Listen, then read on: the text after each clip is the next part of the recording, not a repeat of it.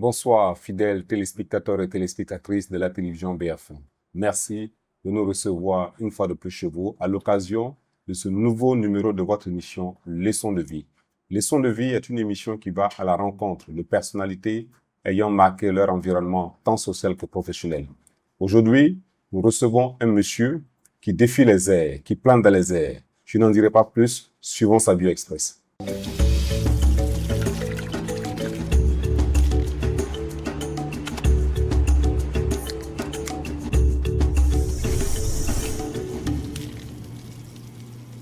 Clément Louis-Auguste Marie Thiem Touré, voici le nom de notre invité du jour. Pilote de ligne à la retraite, il a été commandant de bord F-28 de Air Leasing Cameroun de 2008 à 2011. Notre champion des airs aura promené son talent et ses qualifications dans bien de pays au monde. Copilote puis commandant de bord sur Banderante dans la compagnie Air Volta puis Air Burkina, pilote de ligne à ACME Schools of Aeronautics au Texas aux États-Unis, commandant de bord F-28 au SAS Flight Academy en Suède et en 2006, Clément Louis-Auguste Marie Thiem Touré sera chef de sécurité de vol sur la compagnie Air Burkina. Sa retraite en 2008 ne l'empêchera donc pas de continuer à planer dans les airs au profit d'autres compagnies, d'autres nations. Une vie bien remplie pour celui qui est venu au monde le 4 octobre 1952 à Ouagadougou. École primaire catholique de La Salle, séminaire de Pabré, puis lycée municipal Bambata, ce sont les établissements qui vont accueillir l'élève modèle avant le lycée Philippe Zenda Kaboré où il obtiendra son baccalauréat série C en 1973. À Toulouse, en France, M. Thiem Touré décroche le diplôme de mécanicien navigant. Il poursuivra ses études en Belgique où il sortira pilote professionnel, qualification IFR et bimoteur en 1981 et s'ensuivra une longue et belle carrière professionnelle avec une reconnaissance par la Fédérale Aviation Administration FAA en 2011. Clément Louis-Auguste Marie Thiem Touré est marié, père de 5 enfants et grand-père de 7 petits-enfants. Après de 3 quarts de siècle de vie, M. Thiem Touré a de nombreuses leçons de vie à partager avec nous. Bonsoir, monsieur Thiem Touré. Bonsoir, monsieur Sarré. Eh bien, merci de nous accueillir chez vous. Oui, c'est un honneur. Nous sommes dans votre quartier. Parlez-nous un peu de votre quartier. Ça fait 39 ans qu'on est dans le quartier. D'accord. Depuis 86. Voilà, on a eu le terrain après le lotissement de la Révolution. Et tout de suite, on est venu s'installer. C'est déjà quoi le nom du quartier C'est Parlaïli, Pagalaïli. 6. Ah, d'accord. 30 ans, Parlaïli. à l'époque, ça devait ressembler à quoi? Ouh là là, c'était un peu la bourse. D'accord. On a même dû couper quelques qualités ici. D'accord. Oui, c'était pratiquement la bourse. Et ici, bon, l'électricité même, ça a mis du temps. On a passé près d'une année sans électricité. D'accord. Mais comme on ne voulait plus être en location, on est quand même resté. Et aujourd'hui, nous sommes pratiquement au centre-ville.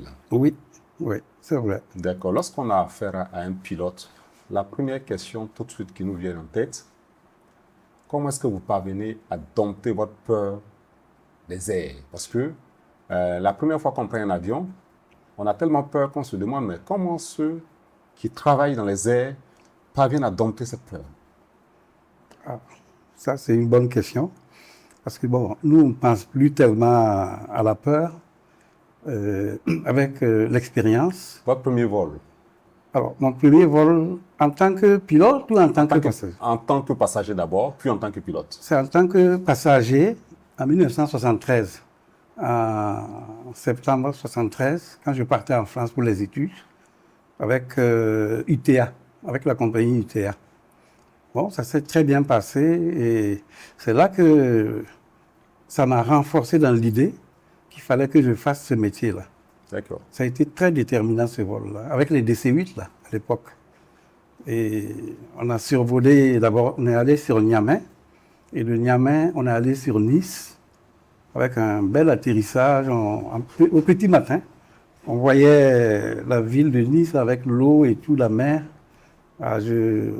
Ça m'a beaucoup Et le motivé. premier vol, vous n'avez pas eu peur, non? Pas du tout? Pas vraiment. Pas D'accord. vraiment.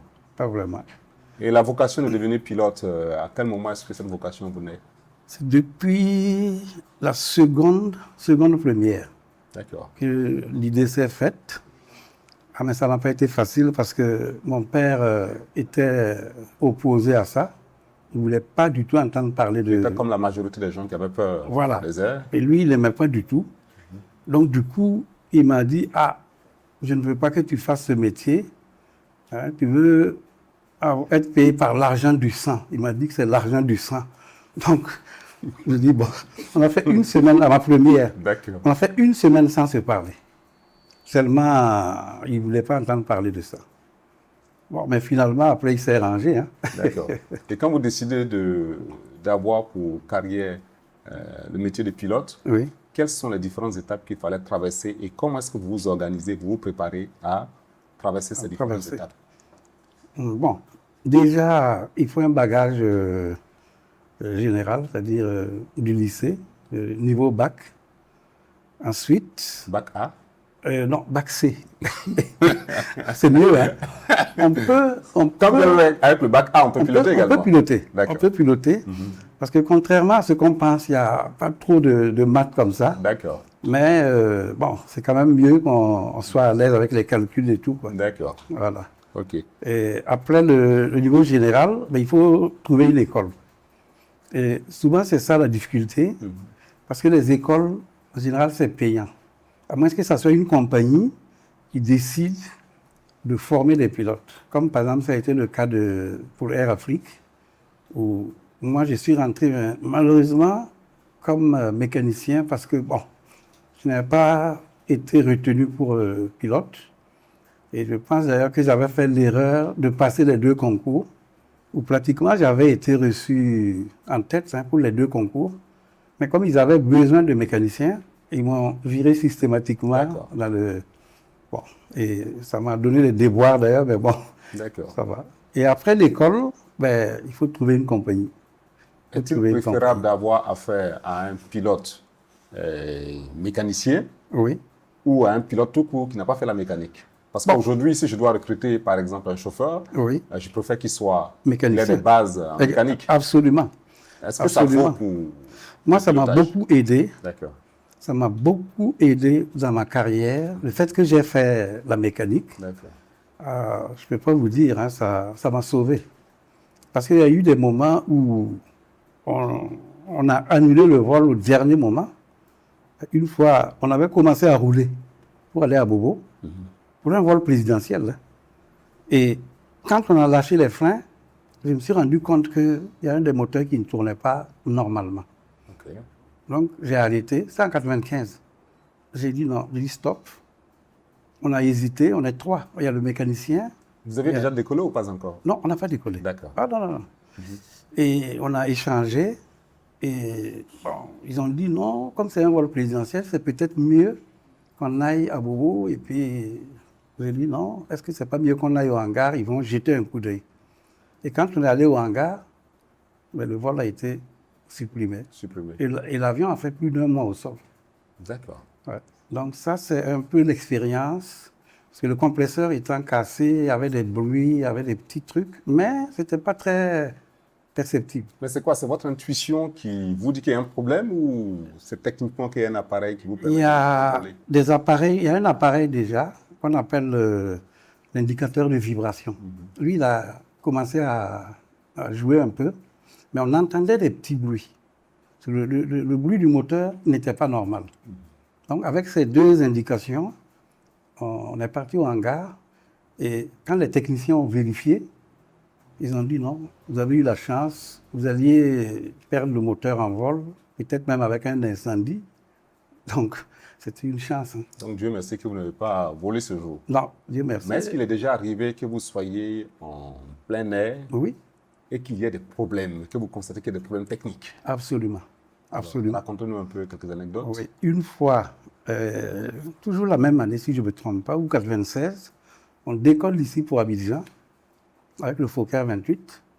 L'avion était plein comme un œuf, hein, on avait les 85 passagers. Et juste après le décollage, on a rentré le train, on a entendu poum, un grand bruit. Et l'avion s'est penché. Donc, il y a le moteur droit qui a explosé, carrément explosé. Alors, donc, du coup, on n'avait pas le choix. On est revenu immédiatement, on a ressorti les trains et on a pu se poser. Vous n'avez pas paniqué Non, non, non.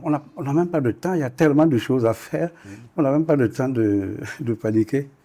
Et quand on s'est posé, et comme le moteur droit était du côté de la tour nous a appelés pour nous dire que le moteur est complètement ouvert. Ça avait explosé. Et ce jour, quand on est arrivé, tous les mécaniciens étaient arrêtés. Les gens avaient la main sur la tête. Tout le monde dit, mais vous avez échappé. Il y a quelqu'un qui n'a pas fait son travail quelque part. Non, non, non, non, non. Ah, c'est les choses qui arrivent. C'est les choses qui arrivent. C'est les choses qui arrivent parce que c'est de la mécanique. Hein. Même votre voiture, le jour où ça veut lâcher. Et ce jour, juste après le décollage, boum, on a pu se poser tranquillement. On a débarqué les 425 passagers. Là. L'avion était plein ce jour. OK. Ouais. Et c'était une chance aussi. Hein. C'est quoi la différence entre un pilote de ligne, un commandant de bord et un pilote tout court? Ah, bonne question. Alors, le pilote de ligne, c'est un peu le stade final. Hein. Suprême. Voilà. Parce qu'il y a le pilote professionnel. Avec la qualification IFR. IFR, c'est pour les instruments. Là. Instrument Flight Rules. Et puis bimoteur.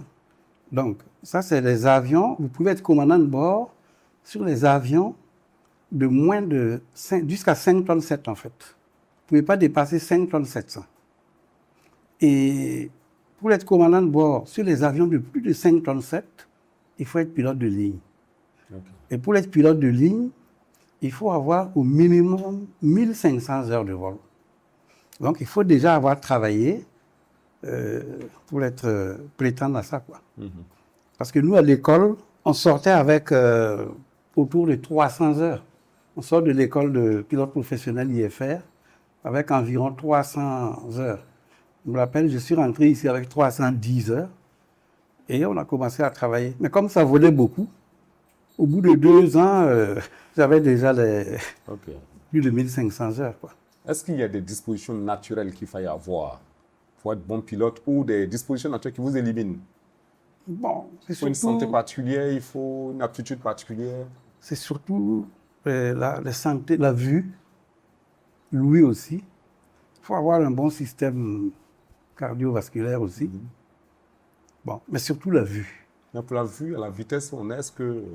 la vue, c'est surtout pour les instruments. Pour les instruments, d'accord. Parce que quand vous êtes dans l'avion, vous n'êtes pas censé regarder même dehors. OK. La preuve, c'est que quand vous passez votre examen d'IFR, on vous met on appelle ça on vous met une sorte de casquette pour vous empêcher de voir dehors. Donc vous allez piloter juste en voyant les instruments.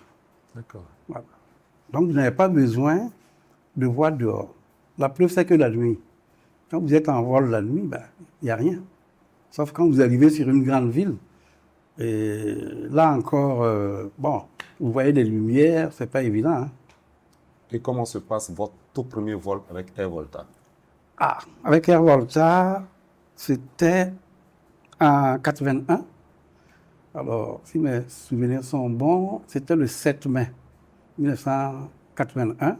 Je suis rentré fin mars 81 de la Belgique et j'ai demandé 1 mois de repos avant de commencer les vols, quoi. Donc, en fait, j'ai pris service le 2 mai, parce que le premier est chômé. Hein. Donc, le 2 mai, j'ai pris officiellement service. On a un peu baladé, montré les différents services. À l'époque, on n'était pas plus de 20, hein, Air Volta. On était une vingtaine. Hein. C'était surtout les pilotes, les mécaniciens, et puis une petite agence. Et puis la direction, il y avait 3 ou 4 personnes. Okay. Il y avait le comptable, il y avait la secrétaire, il y avait le directeur, etc. Vous avez été également chef du service sécurité de Air Burkina. Oui, ça c'est à la fin de ma carrière. Alors en quoi cela consistait comme activité? C'est pas chef de sécurité d'une compagnie aérienne. Ok, bon, c'est un service qui était assez nouveau. Parce qu'au départ, dans l'aviation, il n'y en avait pas. Mais ils ont vu que, parce qu'il n'y a pas justement un service sécurité, quelqu'un qui est commis à la sécurité, ça amenait beaucoup d'accidents. Donc, ils ont décidé d'obliger les compagnies à créer des services sécurité. Et j'ai été le premier à ouvrir, à gérer ce service-là, en 2006, je crois. D'accord. Partagez-nous 2 anecdotes sur votre carrière. Ouais. Une où vous avez été l'homme le plus heureux, et une où vous avez eu la frayeur de votre vie. Ah, la frayeur, ça, il y en a eu. Hein. Il y en a eu. La frayeur, j'en ai eu. D'ailleurs, du fait de l'avion, de la dangerosité de l'avion, mais aussi du fait de... Parce que les gens ne font pas toujours ce qu'il faut. C'est ça. Mais bon, il y en a eu. Hein. Je crois qu'il y a eu au moins une dizaine de fois où je me suis retrouvé face à face avec la mort, même à l'école. Parce que moi, j'ai eu la chance de faire de la voltige. Ça a été supprimé, la voltige, parce qu'il y avait trop d'accidents. Okay. Et moi, j'ai été un des rares civils à faire de la voltige en Belgique. Donc, dans cette formation de voltige, j'ai failli perdre la vie, puisque je suis allé seul pour faire la voltige. C'était en octobre 80. J'étais en train de finir ma formation. Et j'ai voulu faire un tonneau. Alors, le tonneau, vous partez comme ça, vous mettez l'avion sur le dos et vous continuez et vous revenez à la position normale. Okay. Malheureusement, je n'avais pas assez d'expérience et l'instructeur m'avait même déconseillé de faire ça. Il m'avait autorisé de faire, par exemple, la vrille, de faire ce qu'on appelle les retournements, là, stall turn, comme ça. Ouais. Mais les tonneaux et puis les renversements, il m'avait dit de ne pas faire ça. Et moi, j'ai voulu un peu... Quand même essayer. Ah, ça n'a pas été facile. Quand j'ai passé sur le dos, j'étais comme ça, couché là, eh ben, l'avion est parti. Il est parti carrément en chute libre, sur le dos. Sur le dos, comme ça. Et moi, j'avais donc la tête comme ça. Je voyais le sol. On dirait que moi, j'étais fixe et le sol venait à moi. C'est pas moi qui bougeais, hein. Moi, j'étais fixe et le sol venait à moi. Et à ce moment, j'ai eu une sensation de bien-être. J'ai failli dormir. Ça allait être la fin. Wow. Et l'avion a pris une accélération telle que j'ai dit non, si je ne fais pas quelque chose, c'est fini. Donc, j'ai eu un instinct de faire ça. Et l'avion est revenu à la normale. Il était comme ça, il est revenu à la normale. Il a cessé de tomber. Et quand j'ai récupéré l'avion, je regarde en bas, je vois les arbres, la cime des arbres. Je vois les feuilles là, nettes. J'étais presque dans les arbres. Wow. Et je tremblais de tous mes membres. Je tremblais comme ça, de tous mes membres. Et je dis non. J'ai dit, si je ne recommence pas, je vais avoir peur. Et je recommence, même effet. Mais là, je savais comment m'en sortir. Donc, j'ai redressé. Et j'ai dit non. Il m'a dit de ne pas faire. Allez, rentre. Comme quoi, il faut affronter ses peurs les plus profondes. Oui. Par Il faut se battre. De soi. Et je rentre avec l'avion. Je gare comme si de rien n'était. Mais le lendemain, il y a l'instructeur de voltige et le chef mécano qui me cherchent partout dans l'école. Ils arrivent en classe. Ah, vous êtes là. On me dit, mais qu'est-ce que vous avez fait hier avec l'avion? Mais vous avez failli vous tuer. Parce qu'il y a ce qu'on appelle un accéléromètre. Et cet accéléromètre est parti à 7 fois G. 7 fois la gravitation universelle. Okay. Et c'est là qu'ils m'ont dit, mais pratiquement l'avion était en rupture. Si je n'avais pas réagi, c'était le crash. D'accord. Il y a un moment de joie, de bonheur que vous avez eu? Ah, il y en a eu pas mal ici. Il y en a eu pas mal. Je crois qu'un des plus grands, c'est quand on a amené le pape Jean-Paul II à Beauvau pour faire la messe. Okay. En 90. J'étais copilote à l'époque. Il y a même la photo qui est là. Voilà. Okay. On est parti avec lui, on a passé la journée, il a dit sa messe et on l'a ramené. Il a donné une médaille à chaque membre d'équipage. On a eu une médaille du pape. Et on l'a approché, on l'a vu dans l'avion, il priait. On a compris qu'il était en train de prier pour nous. Donc voilà, passer la journée. D'accord. Ça, c'était un des bons Les souvenirs. moments les plus heureux. Oui. À présent, nous marquons une pause OK. pour faire un tour à la régie pour suivre quelques témoignages de certains de vos collaborateurs.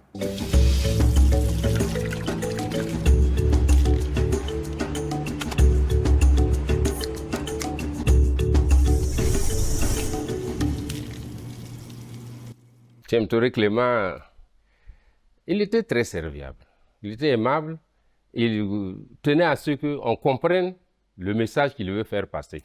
À l'époque, nous, on ne connaissait pas le monde du travail, donc il prenait des exemples, il nous donnait comme ça. C'était après le soir qu'en s'assoit, on réfléchit, mais le camarade là, qu'est-ce qu'il voulait nous faire passer comme message? En réfléchissant un peu, on trouvait effectivement où il voulait nous amener. Et on faisait les vols qu'on appelle vols spéciaux, on devait amener les autorités politiques ici, le président par là. Et un jour, Tiem Touré Clément, il a eu la malchance de voir débarquer chez lui des militaires de commando qui sont venus le prendre. Il ne savait pas pourquoi, bon, il est parti. Je pense qu'on l'a mené dans un des locaux du conseil. Et on lui a fait savoir qu'il était programmé pour un vol et il ne s'est pas présenté. Bon, Tiem Touré Clément ne semble pas être au courant de cette programmation. Et je pense là-bas, il a passé un mauvais quart d'heure. Le vol s'est effectué avec d'autres camarades pilotes et on ne l'a libéré, je pense, qu'au retour du président de sa mission. Parce que, imaginons que quelque chose serait arrivé pendant ce vol à la délégation officielle ou bien à l'équipage ou bien à l'avion. Je pense que Tiem Touré Clément était dans de sales draps. Le commandant Tiem Touré, c'est un bosseur. Déjà, quand on est arrivé en Belgique, il devait faire le pilotage, il devait faire le pilote privé, après le pilote professionnel. Et il devait revenir travailler après, maintenant aller faire le pilote de ligne. Mais déjà, quand il est arrivé, parallèlement, il s'était inscrit au cours à distance pour le pilote à ligne. Et en même temps, il faisait le pilotage pilote privé et pilote professionnel. Donc, comme on était dans le même appartement, des fois nous sommes en train de dormir, lui il est en train de bosser toujours.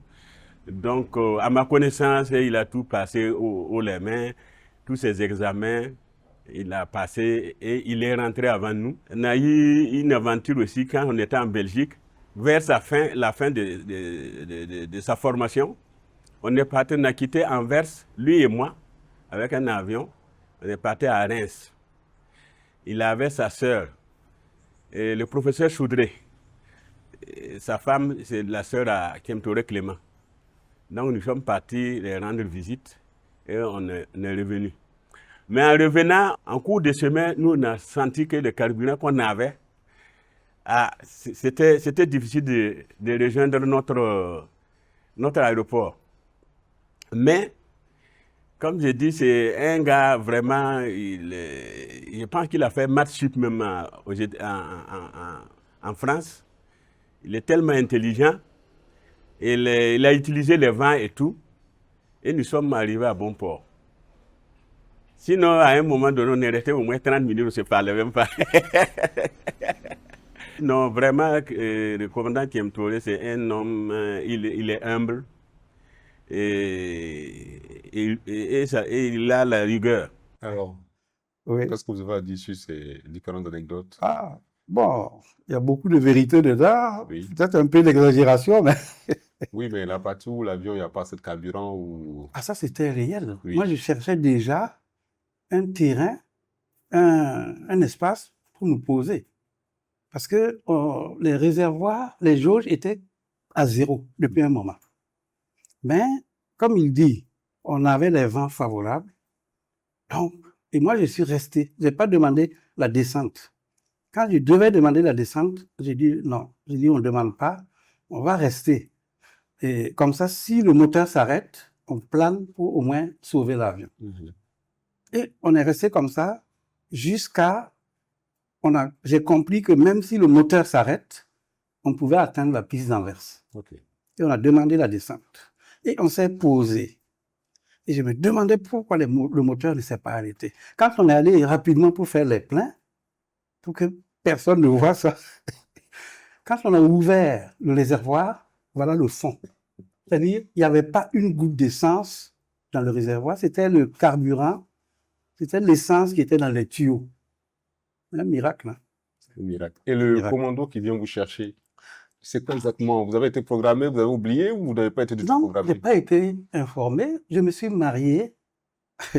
Un mariage qui a failli me coûter avec ma femme, là. On s'est marié le 24. Ah, là, voilà. On s'est marié le 24.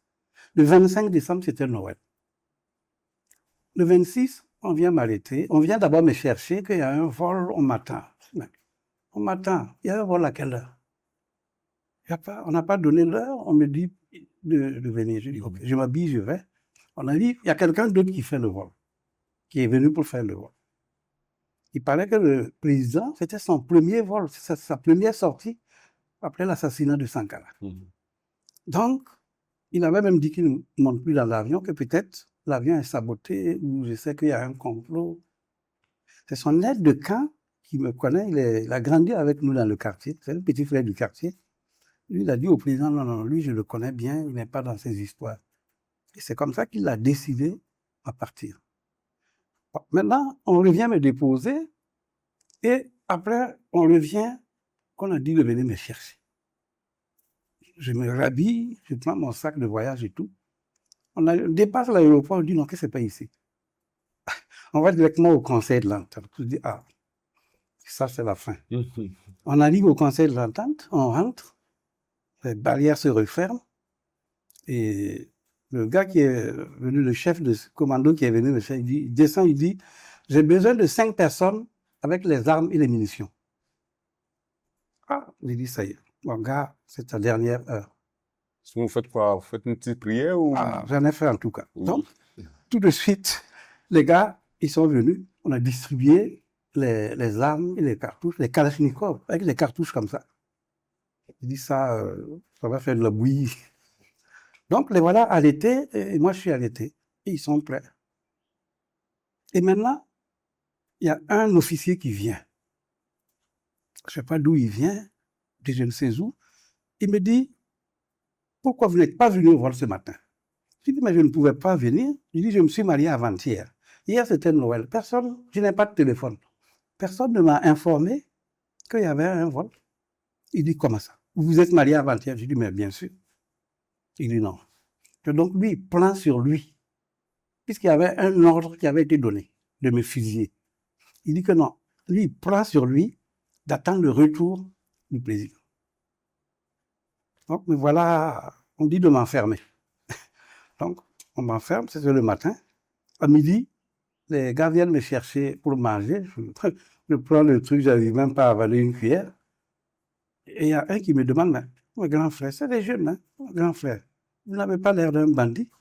Qu'est-ce que vous avez fait? Qu'est-ce qui s'est passé? Je lui explique, il dit non. Que lui-même, quand le président est venu, lui-même, eux-mêmes, ils vont intervenir. La nuit, première nuit au conseil, je n'ai pas fermé l'œil, même pas une seconde, jusqu'au matin. Ah, elle a vécu le pire.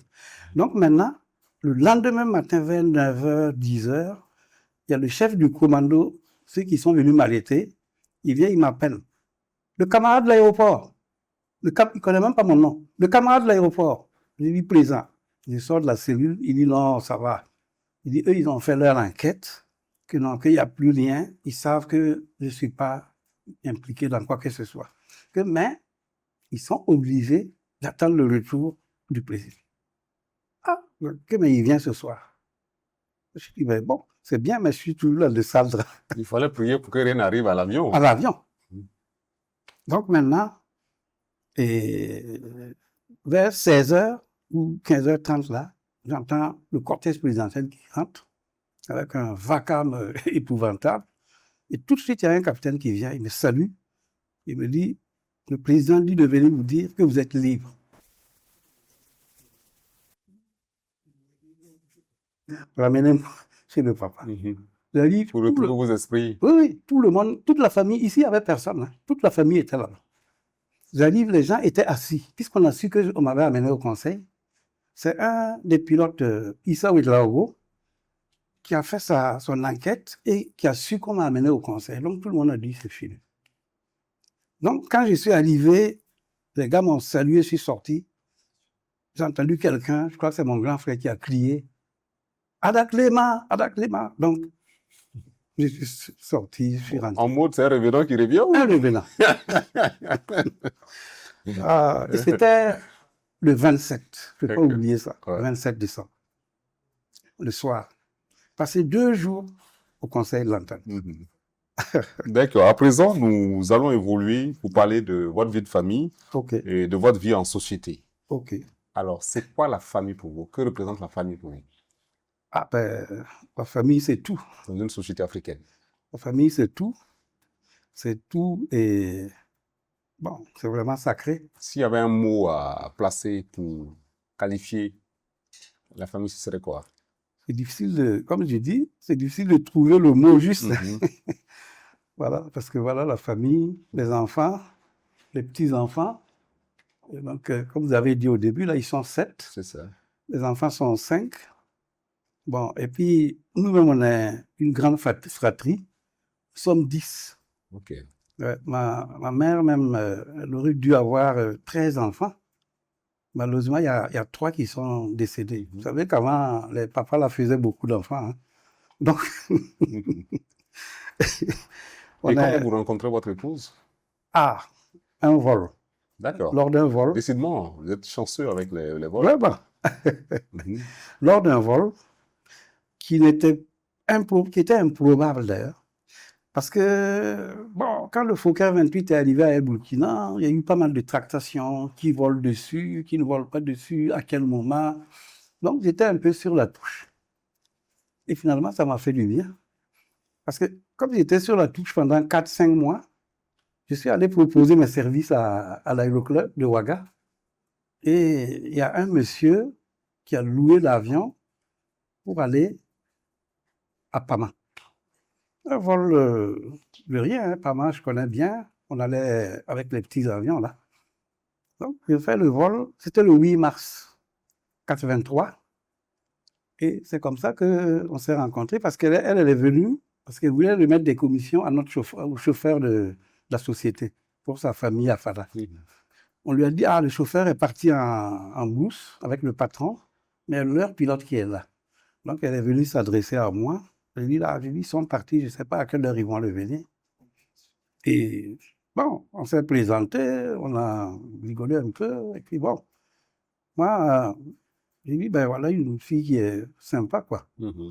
Et finalement, elle est revenue après dire qu'elle avait préparé à manger, et que, bon, comme le chauffeur même n'est pas là, eh ben, c'est mieux qu'elle me donne le repas.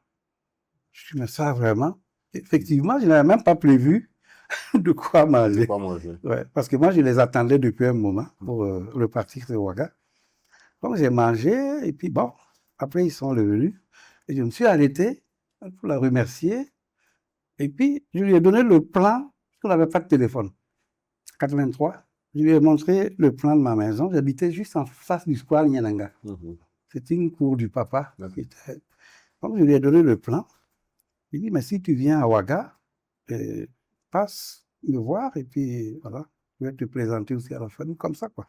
Ok. Et c'est parti. La belle histoire a commencé. Mais 2 jours après, je suis reparti à Pama. Il y a quelqu'un d'autre, je crois, qui voulait... Non, c'est la même personne qui voulait l'avion pour aller à Pama et aller ensuite à Diapaga. Donc, on est même allé passer la nuit. Et là, bon, j'ai invité à manger et tout, on a pu échanger et tout. Et voilà, comment c'est parti.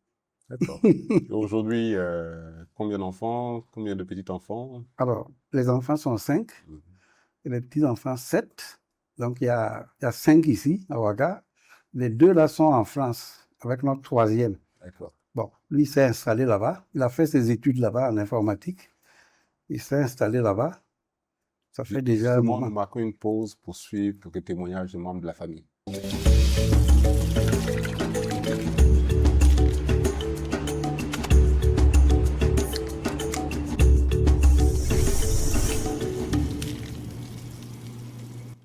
père, c'était plutôt vraiment la rigueur dans le travail. La rigueur absolue dans le travail, mais pas seulement que dans le travail, au-delà donc en fait du travail scolaire, c'était également la rigueur dans la vie de tous les jours. À tel point que on n'arrivait souvent pas toujours à comprendre pourquoi cette rigueur. Mais aujourd'hui, avec le recul, quand nous aussi on devient papa, on comprend très aisément vraiment pourquoi il était aussi rigoureux avec nous. Alors, quand j'ai voulu plutôt donc en fait faire de l'ingénierie, j'ai été vraiment très agréablement surpris de voir que voilà, il m'a soutenu à fond. Et dès que j'ai eu le bac, il n'a pas du tout hésité, en fait, lui-même, et ça m'a étonné parce que c'est lui-même qui s'est battu et qui a fait les démarches, en fait, pour que je puisse avoir une bonne université pour pouvoir faire mes études. Parce que habituellement, il nous aurait plutôt donc envoyé nous-mêmes aller faire les démarches, en fait, il nous aurait conseillé. Mais là, c'est lui-même qui a pris les devants. Et ça, c'est resté marqué en moi. Ce qui veut dire que, bon, voilà, à l'image donc de l'éducation qu'il nous donnait, il était vraiment et réellement soucieux, en fait, donc, de notre réussite socio-professionnelle. Et on s'est connus le 8 mars 83 à Pama. Pama qui était mon premier poste d'enseignement. Et c'était un hasard, un pur hasard. Parce que ce jour, il y a un ami de la famille qui est venu en mission à Pama et j'ai demandé à ma logeuse de faire un repas pour que je puisse lui en amener. J'y vais pour voir s'il était là et malheureusement il n'était pas là. Je me suis renseignée auprès du personnel et ils m'ont dit bon, ils ne savent pas où se trouvait le chauffeur puisque c'était le chauffeur et que voilà leur pilote qui était là. C'était peut-être plus judicieux de me renseigner auprès du pilote. Donc je suis allée vers lui et je me suis renseignée. Il dit, ben, moi aussi je les attends. Depuis ce matin, ils sont partis à la Compiègne. Donc je repars chez moi et je prends le plat que j'avais préparé pour le chauffeur. Je lui amène ça. Je dis, bon, c'était pour le chauffeur qui est un ami de famille. Mais comme vous êtes là, vous vous servez et quand le chauffeur va venir, ben, il va manger ce qui reste. Il a pris, il a mangé, il m'a remercié. Et le soir, j'étais dans ma classe. Et voilà monsieur le pilote qui revient accompagné. Je dis, mais qu'est-ce qu'il vient faire celui-là? Il arrive. Il me dit, non, je suis venu pour vous remercier pour ce bon plat et tout. Je dis, mais non, c'était pas la peine. Moi, on m'a éduqué comme ça. Quand je vois quelqu'un à qui il faut donner à manger, ben, tu le fais. Et 2 jours après, j'étais allée à Dapango avec un collègue. Et à mon retour, on me dit, ah, il y a quelqu'un qui est venu. Et ce que j'ai entendu, tellement j'étais fatiguée, je n'étais pas disposée à écouter. Et ce que j'ai entendu, c'est culotte. J'ai dit, mais qui ose venir chez moi en culotte? Dans un village comme ça, j'étais, excusez-moi le terme, hein, j'étais parmi les autorités, une enseignante, les infirmiers, bon, il n'y a pas beaucoup de fonctionnaires comme ça. Et mais ce type-là, il va venir gâter mon nom dans le village. Il vient chez moi en culotte, je dis, mais qu'est-ce qu'il cherche? Et moi, j'étais plutôt poussée par le fait d'aller voir ce monsieur qui a osé venir chez moi en culotte pour lui dire 2 mots. Et je vais demander la moto d'un collègue, je fonce et arrivé, le voilà qui est assis en face de la grande porte de l'hôtel. Et quand je l'ai vu, alors là, j'ai dit, mais merde. Il dit, c'est ce type-là. Si j'avais su, je ne serais pas venu. La femme de mon logeur voulait me dire pilote et moi j'ai entendu culotte. C'est la main de Dieu. Ça, c'est la première des choses. Bon, ce que j'ai trouvé en lui, bon, j'ai trouvé que c'était un gars, déjà, comme vous avez dit, physiquement, il n'est pas mal. Et moi, j'aime la barbe. Bon, et il avait l'air un peu intimidé. Et je me suis dit que c'est quelqu'un, bon, il ne doit pas être difficile à vivre. Il se comporte comme un père Moussi. Et le père Moussi, c'est quoi? il veut qu'on respecte tout ce qu'il décide. C'est vrai que, bon, de temps en temps, on discute, mais à la fin, c'est lui qui a le dernier mot. Mais pas dans la force, hein, pas dans la force, mais avec persuasion, il arrive à te montrer que lui, il a raison. Quand il est fâché, c'est pas facile. C'est pas du tout facile. Qu'il soit fâché contre moi ou contre les enfants, ce n'est pas facile. Il a ses accès. Il faut l'accepter comme ça. Mais ces accès ne durent pas. Quand il dit ce qu'il a dit dans ces accès-là, et quelque temps après, bon, tu ne le reconnais plus. On ne dirait pas que c'est ce monsieur-là qui était en train de tempêter tout à l'heure là, et puis on dirait que la maison va exploser. Non, ça fond comme du beurre. Donc, quand M. Tiem Touré est fâché, le tonnerre gronde à la maison. Ah, un peu, oui. si ça vaut le coup. Ouais. Il faut que ça vaille le coup. D'accord. Nous allons rapidement aller vers la rubrique de votre enfance. OK. Voilà, quel type d'éducation vous avez reçu, dans quel environnement social vous avez baigné à l'enfance? La famille est une famille très catholique. C'est vraiment l'éducation catholique. Et même à l'école primaire, on était tous à la salle. Pratiquement tous les enfants ont passé là-bas. Et moi d'ailleurs, j'ai fait un peu plus parce que quand j'ai eu mon CEP en 64, j'ai décidé d'aller à Paris, là au séminaire, bon, pour devenir prêtre. C'était un peu une idée qui me trottait, quoi. Et puis bon, j'ai fait 2 ans quand même. Ça m'a permis, en fait, d'apprendre pas mal de choses que je n'aurais pas apprises dans un collège normal, quoi. J'ai appris pas mal de choses, donc notamment le solfège, la musique. J'étais dans la chorale et tout. Et puis, j'ai perdu, malheureusement, une année parce qu'on fait la 7e. J'avais eu le CP à 11 ans à l'époque. J'étais le plus jeune de toute l'école. Et j'ai perdu une année là-bas, mais je ne regrette pas. Ensuite, je suis revenu au Bambata pour faire la 5e. Et là encore, ça ne s'est pas très bien passé parce qu'on avait fait les maths classiques au séminaire, alors qu'ici, c'était les maths modernes qui prévalaient. Donc, quand je suis arrivé en 5e, largué. Donc, j'ai dû redoubler la 5e. La 5e. Ouais, mais le rapport avec les parents, c'était comment? Vous étiez un enfant taciturne, un enfant assez posé? Avec les parents, c'était... Bon, le papa était quand même assez... un peu comme moi. Il était Ce que vous avez fait quand vous avez corrigé... ça manque pas. Les enfants ont envie de savoir. Ça manque pas. Alors, là où ça m'a chauffé un jour, et justement, c'était avec un ami que vous connaissez bien, qu'on parlait Issouf. OK. On avait pris le buffet du papa, transformé en guitare. D'accord. Je vous laisse deviner la suite. On devine la suite aisément. Ah ouais, j'ai eu chaud, hein. Et quelle comparaison faites-vous entre cette éducation à l'ancienne et l'éducation d'aujourd'hui avec les enfants, que les parents font avec les enfants? En fait, mes parents ne tapaient pas vraiment. Il y avait toujours une solution pour te faire, pour te raisonner. Voilà. Par exemple, on peut te priver de nourriture ou te donner du pain sec ou des choses comme ça, mais c'était rare que le papa en vienne aux mains, quoi. OK. Vos meilleurs souvenirs d'enfance? Au moment, à l'âge de 5, 7, 8, 9 ans, qui vous reviennent souvent? Bon, il y en a pas mal, hein. Il y en a pas mal. Les souvenirs, c'est surtout avec les amis d'enfance.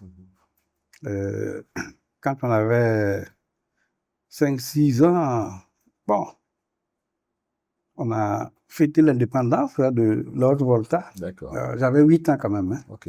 On a pris la ville en main. On a disparu jusqu'à la nuit. Là que les parents même s'inquiétaient. Parlant justement d'amis d'enfance, nous repartons à la régie pour suivre les témoignages.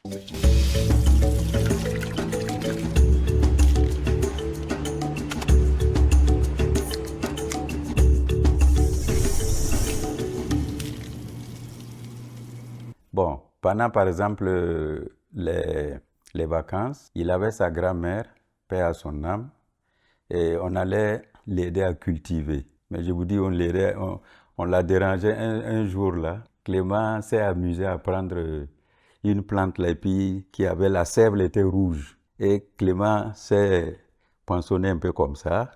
Et puis il attrape sa main, il court, il va dire à sa grand-mère là, grand-mère, grand-mère, il y a quelque chose qui m'a mordu. Et la grand-mère n'ayant pas cherché à comprendre, elle s'est dit que c'est un serpent. Donc elle a jeté la daba, courir à gauche, courir à droite. Et puis on ne riait pas. Hein? C'est au dernier moment que Clément a dit à sa grand-mère que Miava, c'était de la blague. La vieille n'a plus cultivé. Hein? Elle a ramassé le daba et nous on est partis à la maison. Ce jour, moi je ne l'ai pas accompagné à la maison parce que je ne sais pas qu'est-ce qui peut se passer. Et jusqu'à aujourd'hui, il ne m'a jamais dit ce qui s'est passé. Ensuite, on a formé un groupe qu'on appelait les Black Pistols, les pistolets noirs, et c'était lui le patron. Et on organisait des surprises parties, on allait jouer au ballon. C'était un garçon très, très actif et qui bricolait beaucoup. Alors, c'est lui qui nous fabriquait les guitares plates, les premières. Et je me rappelle même les micros, c'est lui qui les fabriquait avec les charbons des piles électriques là et tout. Ah, c'était incroyable. Ben, ça marchait et puis on rigolait ensemble comme ça. Nous, nos soirées, on n'allait pas dans les maquis, les boîtes de nuit et tout ça. Non, non, non. On se retrouvait plutôt en famille. On invitait les filles du quartier. Mais quand je parle d'invitation, on partait chez chaque fille voir ses parents. L'invitation, on les remettait aux parents pour leur dire nous voulons inviter notre ami, notre camarade tel pour danser avec nous à Noël ou bien à la Tabaski. Et puis bon, les parents nous faisaient confiance. Quand on finissait de danser autour de 1h, 2h du matin, on faisait au moins 2 groupes pour les raccompagner. Et chaque groupe de garçons a raccompagné un groupe de filles et faisait le tour du quartier. On allait frapper à la porte pour que les parents sortent et voient que nous sommes nombreux à accompagner leurs filles. Et donc, on la ramenait en famille, saine et sauve, avec Clément, Gérard, Maxime, malheureusement qui est décédé, Isaka. On était 7 dans le groupe les Black Pistols. Nous, notre activité principale, c'était pas le sport, c'était plutôt la musique. Et c'est Clément qui était le manager du groupe parce que c'est lui qui savait très bien jouer à la guitare. On a même donné un peu des concerts, un peu. Je me rappelle quand, dans les années 60, 69, 70, on a été joué à Combisiri. On a fait un bal à Combisiri et la population est venue danser. C'était bien à la maison des jeunes de Combisiri. Voilà. Donc vous aurez soit fait carrière dans la musique ou à défaut d'être dans l'aéronautique, ça aurait été la musique. Oui, ben bon, je sais pas, est-ce que ça nourrissait son homme ou c'était surtout un plaisir. C'était un plaisir, mais pourquoi pas. Mais moi, j'étais surtout instrument. Je n'avais pas une belle voix comme ça. Justement, nous faisons une transition pour vous faire tirer une carte. Vous allez exécuter ce qui se cache derrière la carte. Nous souhaitons que ce soit peut-être un chant ou voilà. J'ai peur de retomber sur la blague. Non, allez-y, allez-y. Aïe.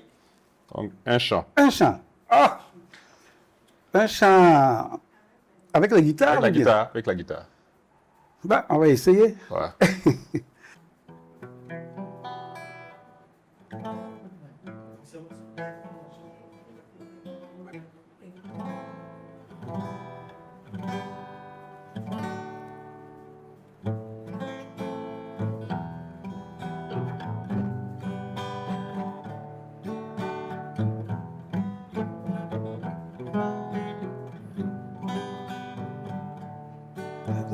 Pilonoria, Repulki Tavamu, Yungekunda Tazemabu, Tazena, la Gilazua, Tumsana Kili Kabia, Nairi Pamkae, Pasayu Babamia, Mwen kon kabou le le le le le le.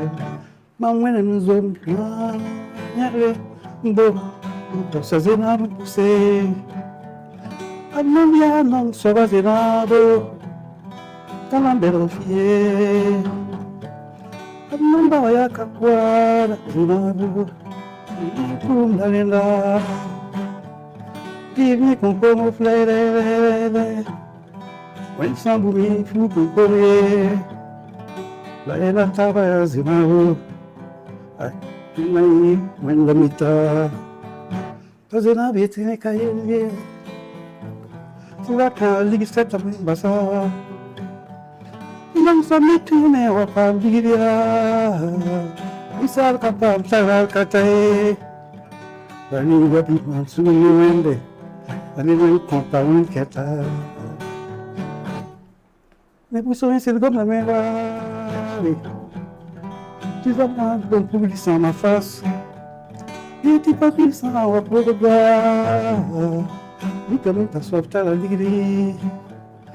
Ça nous fait sans ça me vale ando. Ni pas eu qui te sont à l'ousso. Bala sans ya ligue la camia. Ça quand tu parles, tu la photo. La ligue a vu sur le monde. Ariel ve con bine Zenabo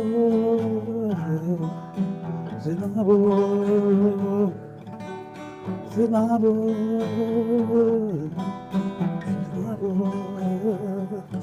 Bravo, Merci. bravo. Donc, Bon, les vieux morceaux, hein, parce bon, un artiste se cache derrière le pilote. Ça, que un c'est- peu. Bon, je crois qu'à l'occasion, les concerts que vous avez organisés en son temps, on pourrait en organiser maintenant aussi avec Youssouf Comparé, vous. Ah, pourquoi pas. Voilà. On a un peu d'énergie encore. Les parce Black Pistols peuvent venir sur la scène. on a fait notre premier concert à Combisserie Ok, super. en 69. Ah, il faut remettre ça. Il faut remettre. Donc, nous allons vous demander de nous donner 3 de vos meilleures citations. Et nous dire pourquoi. Des citations qui vous plaisent, qui vous motivent, que vous aimez reprendre, soit Ouais. pour vos enfants ou pour des amis. Une des citations que j'ai toujours aimées, c'est sur la difficulté de la vie, quoi. Alors, on dit que c'est pas parce que les choses sont difficiles que nous n'osons pas, mais c'est parce que nous n'osons pas que les choses sont difficiles. Alors, j'ai oublié déjà qui a fait ça, mais je sais que c'est un latin. D'accord. Ouais. C'est pas parce que les choses sont difficiles Ce n'est pas parce que les choses sont difficiles que que nous n'osons pas. Mais c'est parce que nous n'osons n'osons pas pas que les choses sont difficiles. Elles sont difficiles. Première citation. La deuxième. Alors, la deuxième. Ma mère aimait dire, pour nous insister à être sobre, que l'ignara, quelqu'un beurre combien. C'est quoi? Trop manger n'empêche pas d'avoir faim le lendemain. Il Voilà, ça faut être c'est. modéré Il devant faut être la- modéré devant la nourriture. Ça c'est un truc qu'elle aimait nous dire. Troisième citation. La citation que j'ai toujours aimée aussi, c'est celle du Larlé Nava, Abra, le grand-père de l'actuel. D'accord. Il aimait dire Dunia rara, à Saint-Quin, à Kazélivé. C'est pour insister sur le côté éphémère de la vie, finalement.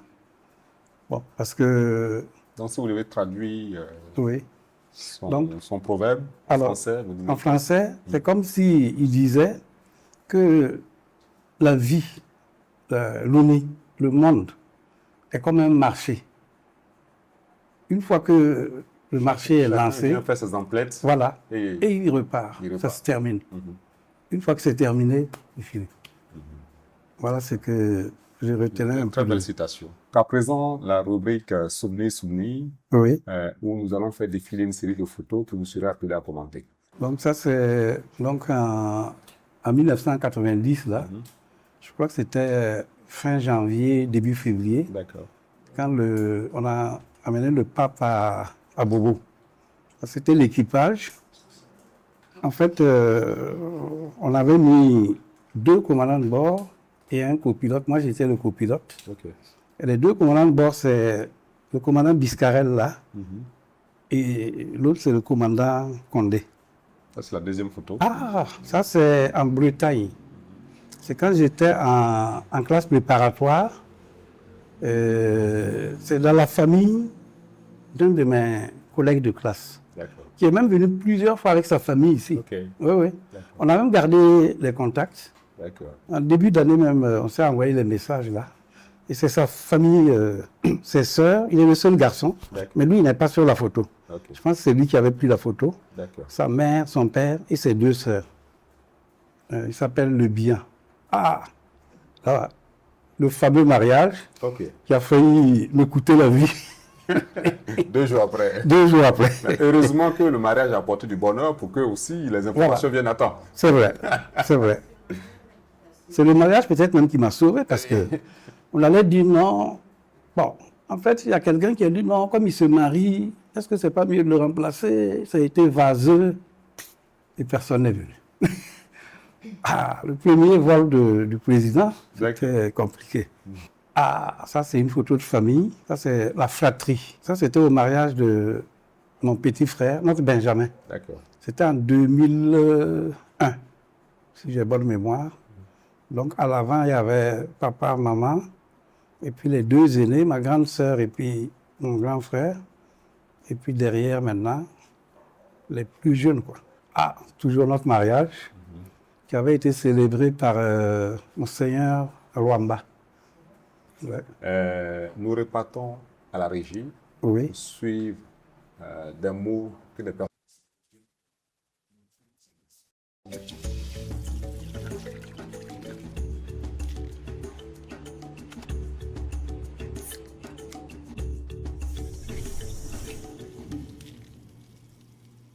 Tiem Touré Clément, tu as beaucoup souffert, mais tu t'en es sorti parce que tu es combatif. Et moi, je te dis aujourd'hui encore merci, parce que en 84, ma femme devait accoucher. Il n'y avait personne pour pouvoir l'amener en maternité. C'est toi que je suis venu voir en plein midi et tu as tout laissé tomber, t'habiller rapidement. On est parti pour amener ma femme à Saint-Camille et elle a eu mon premier fils. Tiem Touré Clément, merci beaucoup pour ce geste salvateur. À l'époque, les routes ne sais pas ce qu'elles sont aujourd'hui. Saint-Camille était inaccessible. Mais tu as pu arriver à temps et ma femme a eu la délivrance. Vraiment, merci. Nkiema, tu es à la retraite, je suis à la retraite. Et je te souhaite vraiment une longue vie dans ton foyer, toute ta famille, et que Dieu nous garde ensemble encore longtemps. Papa, On est vraiment très, très, très fiers de t'avoir comme père, de voir tout ce que tu as accompli, non seulement pour toi-même, surtout pour nous, hein, tout ce que tu as pu faire et consentir comme sacrifice pour nous. Ça nous touche énormément. On n'a pas toujours l'occasion de pouvoir te le dire, mais on est vraiment très fiers de t'avoir comme père. Bien, mon cher Clément, tu vois, hein, on a vieilli. On est maintenant très sage, on ne peut plus faire ce qu'on faisait. Et c'est comme ça la vie également. Et puis, je pense que je souhaite que Dieu, en tout cas, nous donne une longue vie pour que nous puissions se revoir tous les jours. On se rend des visites, on va de temps en temps prendre un pot par-ci, un pot par-là. Et que cette, en tout cas, amitié-là, parce que je suis un membre de sa famille maintenant, tout le monde le sait. Je souhaite en tout cas que notre amitié perdure. Clément, tu sais, tu es une bonne personne. Nous nous connaissons il y a plus de 50 ans maintenant, pratiquement 60 ans qu'on se connaît. Et on a toujours été corrects ensemble et on a mené plein d'activités ensemble. Et je suis heureux que le Seigneur nous ait permis aujourd'hui encore d'être ensemble. C'est vrai qu'on a perdu quelques camarades en cours de route, ça aussi c'est normal, c'est ça la vie. Mais je suis heureux de te voir en vie et en forme. Et j'aimerais vraiment te dire que j'ai été très heureux avec toi quand j'étais petit. Et jusqu'à présent, on échange de très bonnes choses. Ça, c'est formidable. Reste ce que tu es, ce que tu as toujours été. Tu es une très, très bonne personne. Et je sais que tous ceux qui t'entourent et qui sont aujourd'hui autour de toi, je pense à ta famille, le diront encore mieux que moi. Que Dieu te bénisse. Le message que j'ai à te dire, Père, c'est que la vie Elle est facile, mais elle est difficile aussi en même temps. Mais c'est chacun qui décide de ce que sera la vie pour lui. Un jour, ta mère m'a dit, Amouré, faut y avoir Clément Zakwa. Et je vais te confirmer aujourd'hui. Tu m'as mis à Zakwa. Je t'aime de tout mon cœur. En tout cas, merci pour tout ce que tu as fait pour moi, pour nos enfants, pour nous tous, pour notre famille. En tout cas, merci. Merci pour tout. Je t'aime de tout mon cœur. Ça, c'est émouvant. Hein? Un commentaire à la suite de tout ça? Ben, vraiment, je ne sais pas quoi dire. C'est beaucoup d'émotions. Beaucoup d'émotions parce que on fait les choses qu'on doit faire. On ne se dit pas que c'est des bonnes choses, mais on dit qu'on doit les faire. Bon, tant mieux si ça peut plaire. C'est vrai que parfois aussi, ça peut ne pas plaire, mais bon, si dans l'ensemble, on est au-dessus de la moyenne. Voilà, c'est déjà pas mal. Madame a repris les propos de votre mère en Moré. Oui. Ou les francophones, qu'est-ce qu'elle a voulu dire? Ah, elle a dit que sa tombe se trouve dans ma maison, dans ma cour. C'est-à-dire qu'elle ne doit aller nulle part. Nous sommes à vie. Voilà, c'est ce qu'elle a toujours dit d'ailleurs. D'accord. Bon, parce que souvent, quand il y a une petite dispute, souvent c'est ma mère qui gère ça. Donc souvent elle m'appelle pour me remonter les bretelles, comme on dit. Donc on peut dire qu'elle a la chance parce qu'habituellement une belle-mère et Bruce n'est pas ça. Mais ça c'était. Vous cherchez. Ah oui, ça c'est moi ouh là là, c'est moi la victime. Je ne pourrais jamais oublier le décès de ma mère. Elle était inconsolable. Moi-même, bon, j'ai réagi, mais pas comme ça. Elle, c'était... Et réciproquement aussi, au décès de sa mère, j'ai eu un choc terrible. En 93, parce qu'elle nous a quittés un peu plus tôt. J'ai pas pu... J'ai craqué devant toute la belle famille. J'ai pleuré comme un enfant. Quoi. Bon, la vie est ainsi faite. Quoi. Eh bien, nous sommes au thème de l'émission. Quelque chose que vous auriez voulu dire, que vous n'avez pas pu développer, que vous n'avez pas pu dire? Bon, je pense que presque tout a été dit. Nous avons fait le tour. On a parlé du métier, on a parlé de l'enfance, on a parlé des passions. Bon, vraiment, mon message, c'est on est tous des hommes. Chacun a son bon côté, chacun a son mauvais côté. Il faut, je crois, essayer de se tolérer, de se pardonner. Et je pense que la vie est ainsi faite, quoi. Voilà. Alors, le Burkina Faso traverse des moments difficiles en ce moment. Si vous avez un mot à dire à l'endroit des Burkinabés dans ce contexte?